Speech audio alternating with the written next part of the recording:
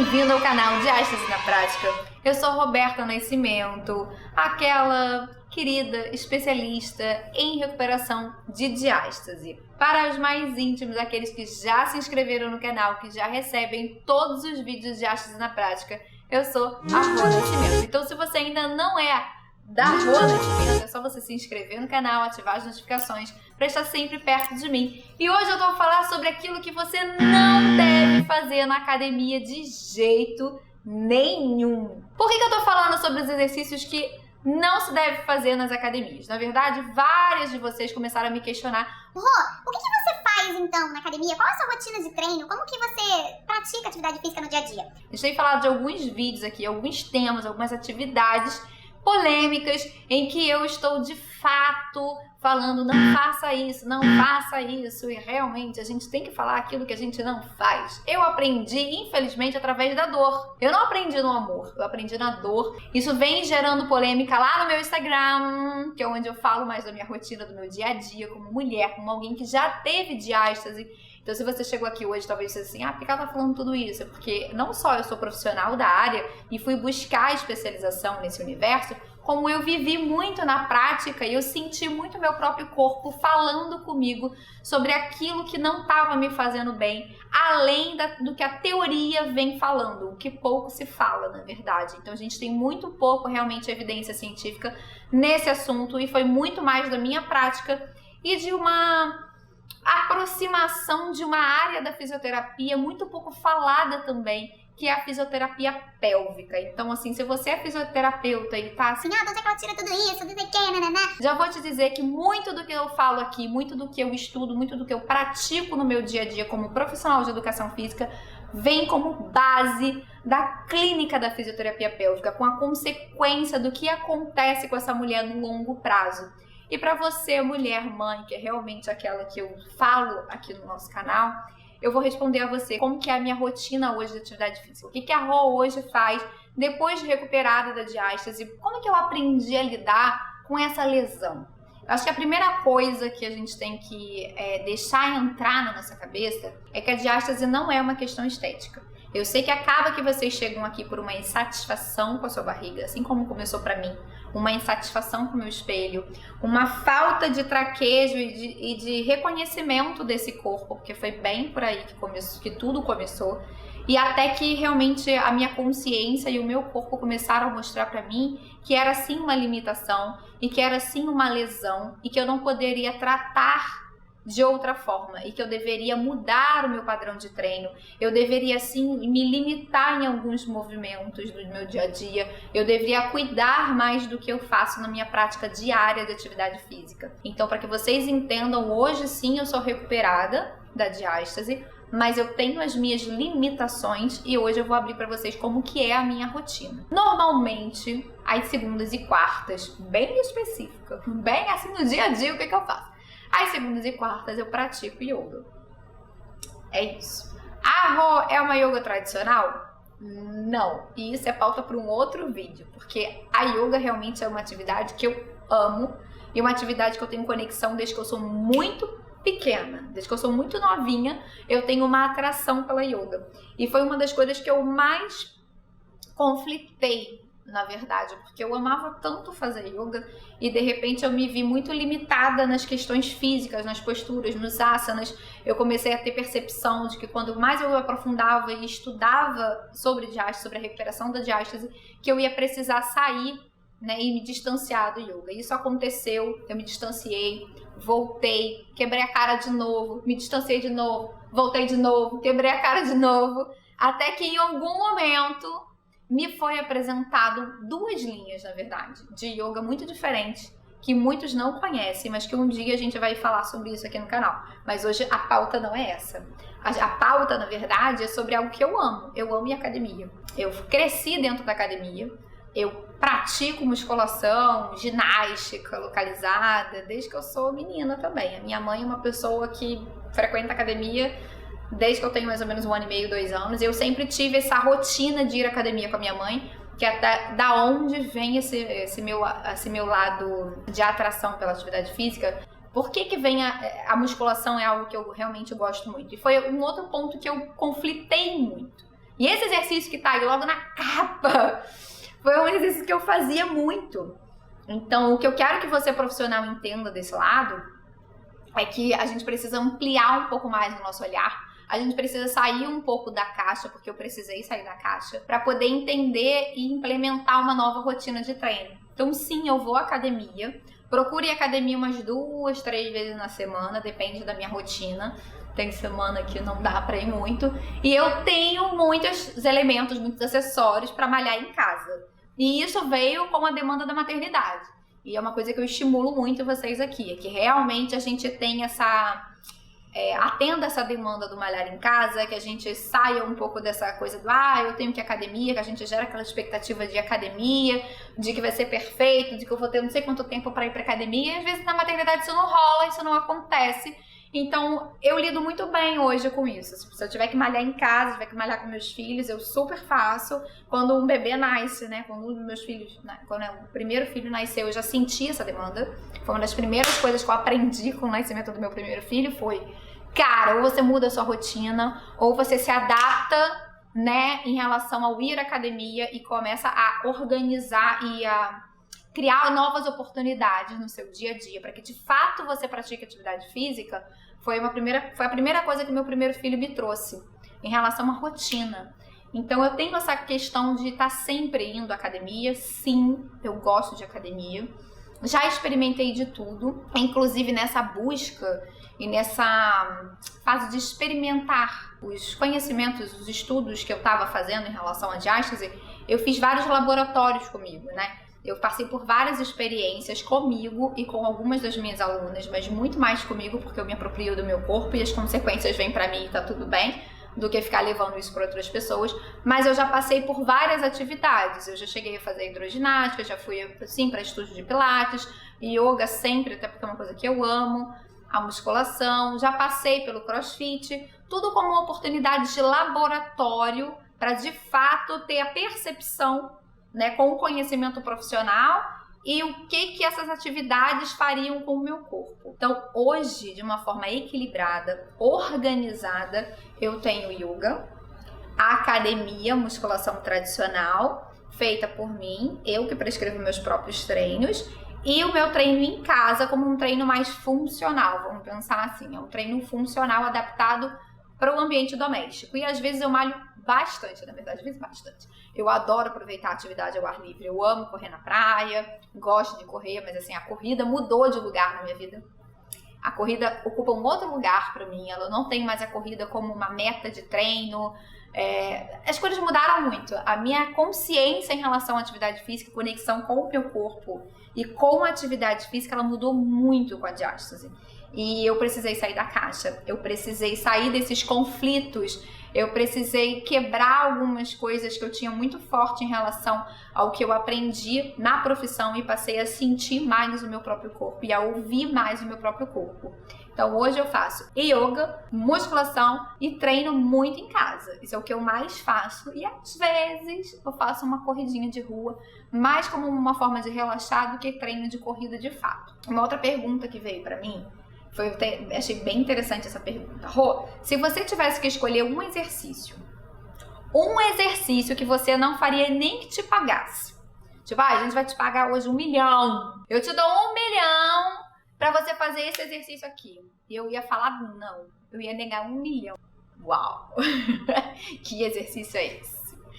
É o leg 45. Pode brigar comigo, vai ter professor surtando, vai ter professor xingando aqui embaixo. Você fica à vontade pra falar o que você quiser, fica tranquilo, cada um acha o que quer. Aqui eu acho isso. Por que que eu acho isso? Quando você entra do outro lado, no universo da fisioterapia pélvica, e você começa a entender que você é uma mulher e que você tem uma parte interna da sua vagina, da sua vagina, e que aquilo ali funciona diferente e que algumas coisas que você faz no mundo da atividade física podem gerar consequências no futuro para você, você começa a olhar diferente para os exercícios. E um dos que eu olho diferente é o Eleg 45. Eu levei um bom tempo pra desapegar dele, confesso pra vocês, porque eu fazia com altas cargas. Eu fingia que tava tudo bem, porque eu consigo fazer os movimentos. Isso foi uma das coisas que mais aconteceu pra mim, assim. Foi onde realmente eu tomei na cara, mas eu tomei na cara num grau, numa certa especialização que eu fiz, que foi bem pesada pra mim, sabe? Que me tiraram da zona de conforto, que me tiraram da caixa, em que eu ouvi de uma profissional incrível que eu admiro muito e que é uma das maiores pesquisadoras hoje falando em saúde feminina, em saúde pélvica, na fisioterapia pélvica, em que ela foi muito clara comigo. Ela: Roberta, se você não mudar a forma como você treina hoje, independente de você conseguir fazer ou não esses exercícios, se você não mudar a forma como você treina hoje, eu não te dou 15 anos pra você estar fazendo uma cirurgia pra colocar uma tela no seu períneo. Aquilo bateu muito forte pra mim. Aquilo doeu, sabe? Eu falei assim, como assim? Isso mexe com a minha autoestima, isso mexe com a minha mulher, isso mexe com o meu prazer como mulher. Isso mexe com tantas áreas da minha vida que eu falei assim, caramba, eu preciso mudar realmente a forma como eu tô trabalhando com outras mulheres e a forma como eu estou me treinando. Por que eu tenho necessidade de fazer determinados exercícios? E elas foram mostrando, né, através de movimentos, de estudos dentro da fisioterapia pélvica, movimentos da biomecânica da pelve, que realmente geram muita pressão nessa região e que no longo prazo, pensando em você lá para os seus 60 anos, 55, 60, 70 anos, você tendo comprometimentos de saúde nesse lugar. Então a gente não tá falando aqui de um comprometimento hoje só. Tá bom, você vai fazer o leg 45, você vai fazer uma pressão intraabdominal, aquela pressão dentro do abdômen, você vai fazer uma pressão intrapélvica e você pode, tá bom, eu sou nova, eu ainda dou conta de segurar o xixi, eu ainda dou conta de ficar com uma barriga estufadinha, mas não super estufada e tá tudo bem. Então você tá tendo um pensamento imediatista, você tá tendo um pensamento hoje, porque tem um bom recrutamento de posterior, tem um bom recrutamento de glúteo, então você está justificando tudo por uma base científica, por um estudo, pensando de uma maneira global, de uma maneira superficial do seu corpo. Então o interessante seria que nós todos fizéssemos as pazes, professores de educação física e fisioterapeutas, pélvicos, principalmente, diga-se de passagem. Eu lido com várias, amo de paixão a fisioterapia pélvica. O meu trabalho é realmente fazer com que as mulheres entendam que existe essa área da fisioterapia, que é incrível, que é linda e que pouco se conhece, pouco se fala disso. E que a gente fosse estudar juntas isso. Tá bom, tem um bom recrutamento de posterior, tem um bom recrutamento de glúteo, mas como tá a ativação interna do seu períneo? Como que tá de fato a ativação desse abdômen? Roberta, de onde é que você tá tirando tudo isso? Isso tudo sai daqui de dentro, daqui de onde vocês estão. Tudo isso que a gente tá falando sai daqui, porque a gente tem um eletromiógrafo aqui no Diástase na Prática, porque tenho eu e tenho a Natália, que de vez em quando tá aqui com a gente, que é a fisioterapeuta pélvica, minha parceira, que tá sempre trabalhando junto comigo. Então nós fazemos esses estudos aqui. A gente para e olha e realmente observa tudo isso. E diante desses estudos que a gente faz aqui dentro, eu fiz algumas escolhas. E principalmente, que eu acho que é o mais difícil, eu passei a me conectar com o meu corpo. Eu passei a ouvir o que meu corpo falava. Eu comecei a prestar atenção na pressão que eu sentia lá embaixo no meu ventre quando eu fazia determinados exercícios. Então, esse é um exercício que eu não faço de jeito nenhum. Existe forma de adaptar? Claro que existe. Mas eu corto o leg 45, aquele que vem com a plataforma inclinada. De fato, eu corto essa máquina. Tanto no plano inclinado quanto no articulado eu corto. E realmente eu uso outros exercícios para que de fato eu esteja trabalhando essa musculatura. Roberta, mas vai ter algum prejuízo para a musculatura? Bota na balança. Custo-benefício. A longo prazo. Hoje a gente faz muitas escolhas pela estética. A gente faz muitas escolhas imediatistas em relação ao nosso corpo. Eu quero o corpo assim, eu quero o corpo da fulana, eu quero o corpo da beltrana. E realmente a forma como eu trabalho não é assim. O meu corpo mudou muito nesse processo e eu não me arrependo disso. Porque hoje, como mulher, eu sou muito mais feliz.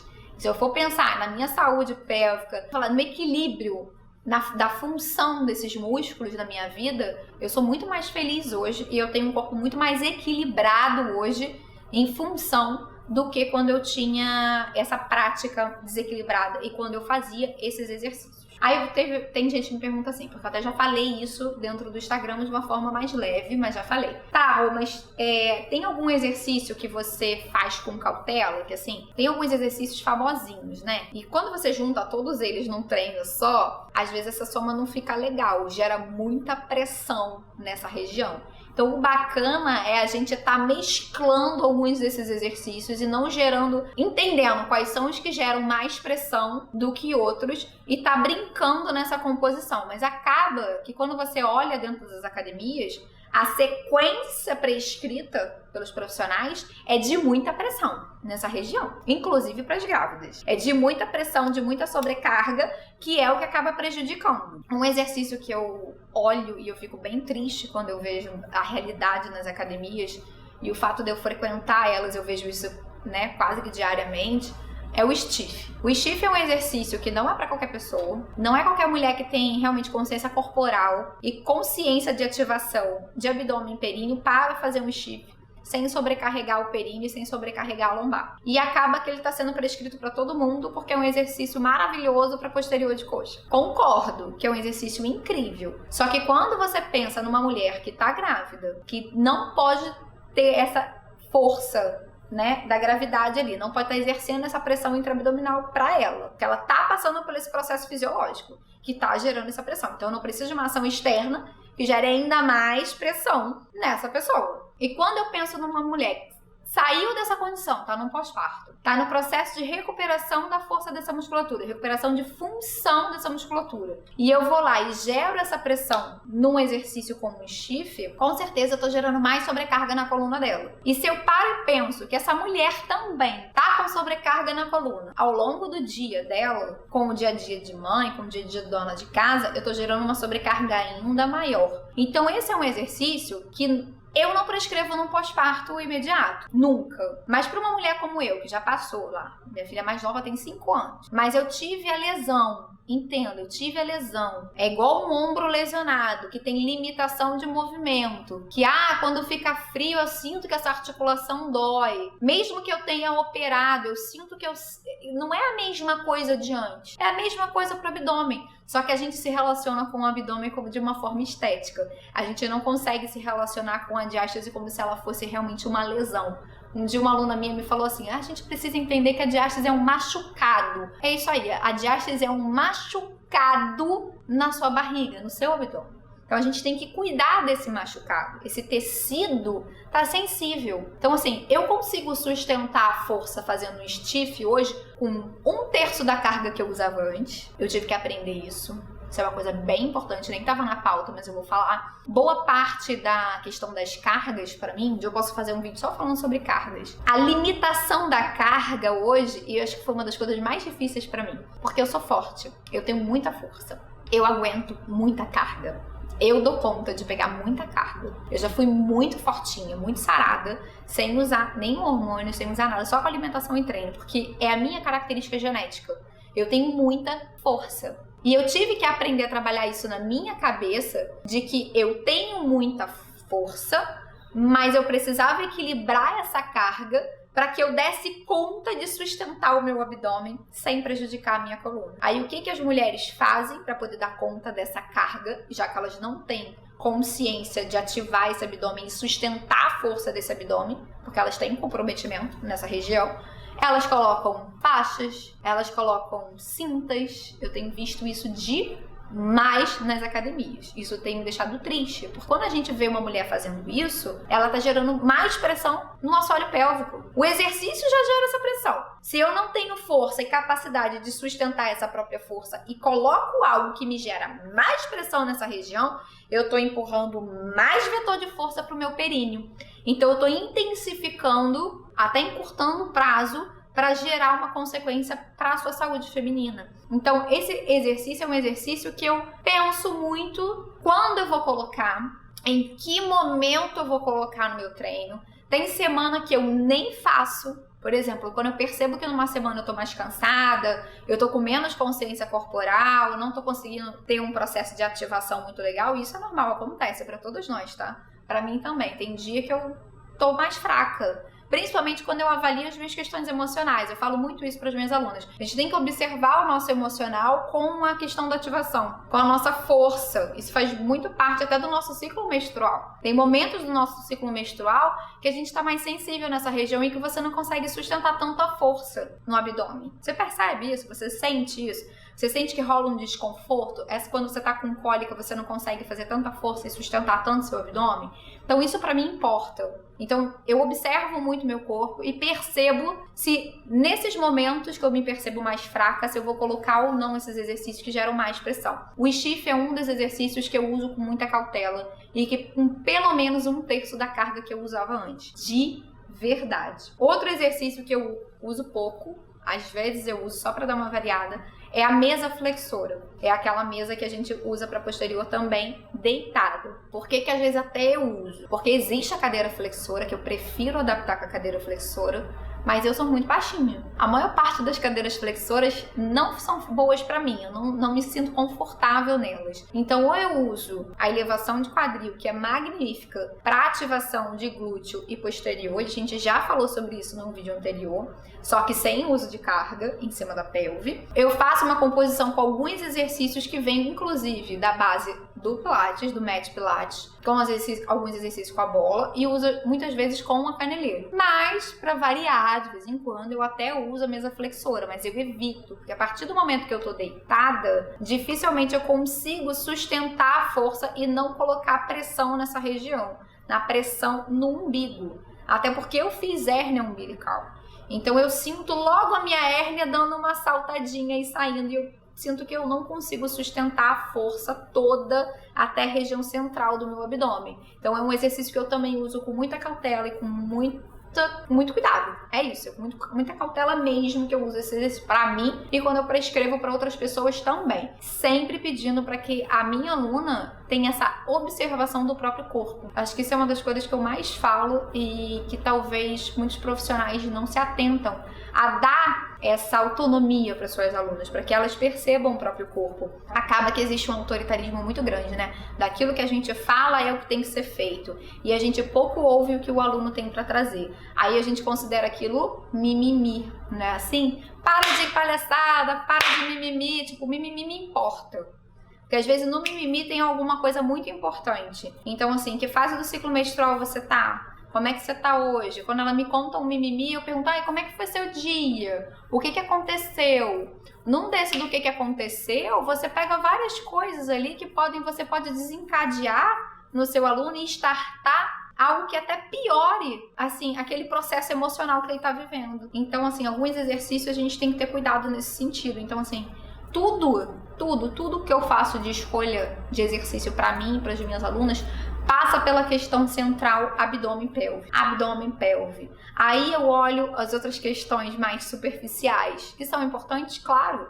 Se eu tô trabalhando fortalecimento de ombro, se eu tô trabalhando fortalecimento de glúteo, se eu tô trabalhando fortalecimento de quadríceps, eu preciso olhar para os melhores exercícios. Mas dentro desses melhores exercícios eu preciso observar quais os que geram maior pressão intraabdominal para mim e para minha aluna. Isso é muito importante. Então observe seu próprio corpo quando você for fazer qualquer exercício. Isso é para todas as mulheres? Algumas pessoas me perguntam isso. Todas as mulheres que tiveram diástase vão ter esse tipo de restrição de exercício? Todas as mulheres que tiveram diástase vão ser proibidas de fazer o leg 45, de fazer stiff, de fazer mesa flexora? Então, o leg 45, eu, Roberta, digo para vocês que não é um exercício legal. Eu cortei da minha vida e eu não prescrevo pra ninguém. Acabou, não prescrevo pra ninguém. Quer ficar triste? Fica triste. Tá agarrado nele? Aí eu te pergunto, por que você precisa tanto dele? Por que você é escravo de um aparelho? Por que você é escravo de um exercício e não consegue sair da caixa e pensar em outra possibilidade? Vamos pensar em outra possibilidade, de outra forma? É possível. É possível fazer de outra forma. Só que é difícil a gente sair da caixa, né? Sair da zona de conforto. Eu sei que é difícil, eu passei por esse processo, eu sei exatamente o que você tá sentindo do outro lado. Só que é um exercício que eu realmente tirei da minha vida. Faço o leg horizontal, mas o leg 45 é muita pressão dentro do abdômen e principalmente dentro da pelve. Esse é um exercício que eu realmente não faço para nenhuma outra mulher. E todos os outros eu observo. Peço para que elas observem. Peço para que elas sintam. Eu não sou autoritária ao ponto de falar tem que ser assim ou tem que ser assado. Não é assim que funciona. A gente tem que ter essa percepção do olhar individual. A gente não pode ficar criando um formato fixo de tem que ser assim, a gente tem que seguir por esse caminho. É só esse caminho que serve. Não. Algumas coisas a gente olha o custo-benefício e fala assim, epa, isso aqui realmente não é interessante para a composição da pelve feminina. Mas esses aqui podem ser avaliados. Até tem mulheres que já engravidaram e tiveram lesões num grau menor que conseguem fazer um stiff com mais tranquilidade do que outras. Eu tive uma lesão grave, grande. A minha lesão não foi uma lesão pequena, foi bem profunda.